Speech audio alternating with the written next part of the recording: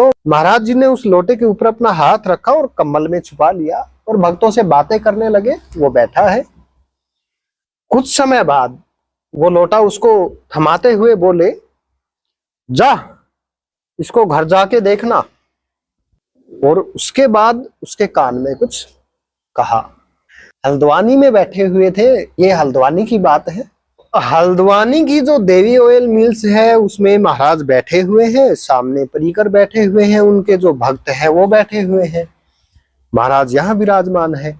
तो सामने दरवाजे में एक क्रश का पतला सा, दुबला पतला सा एक आदमी, और हाथ उसके कांप रहे हैं, शरीर कांप रहा है, आकर के खड़ा हो गया और महाराज जी की तरफ देखने लगा।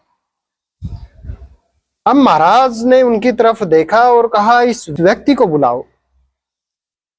अब उस व्यक्ति को बुलाया गया, अंदर आया। महाराज ने अपनी बगल में उस व्यक्ति को बिठाया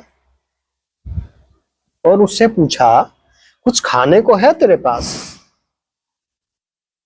उसने नाम ऐसा हिला दिया। तो महाराज ने पूछा, क्या है तेरे पास? उसने एक लोटा लिया हुआ था उसके हाथ में। उन्होंने महाराज जी को वो लोटा दे दिया।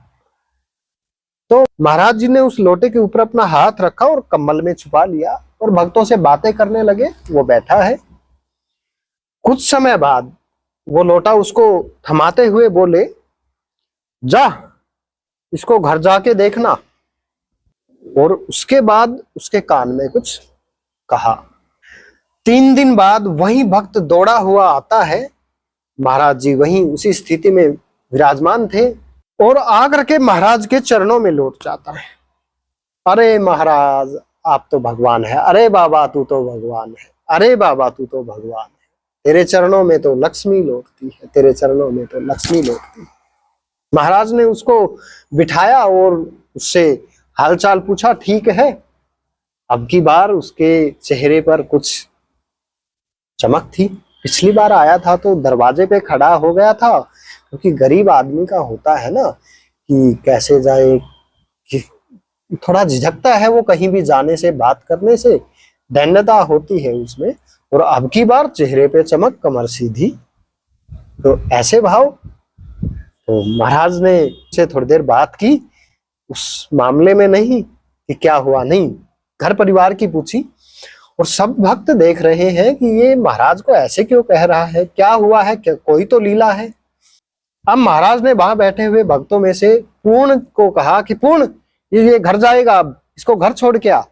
और पूर्ण को उसके साथ बाहर भेज दिया ताकि लीला का पर्दाफाश ना हो सके। अब वो बाहर गया और उसने पूछा कि क्या हुआ था, आखिर हुआ क्या है। तो अब वो बताने से झिझकता है कि कहीं कोई जादू खत्म ना हो जाए।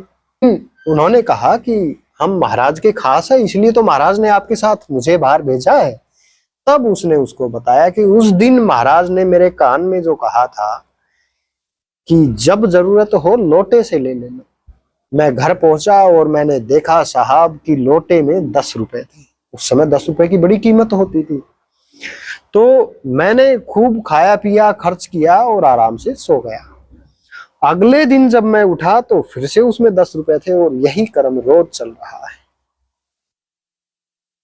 महाराज को क्या कमी, महाराज जहां होते थे वहां किसी चीज की कमी थोड़ी ना होती थी, चाहे वो धन हो, चाहे अन्न हो, चाहे कुछ और हो।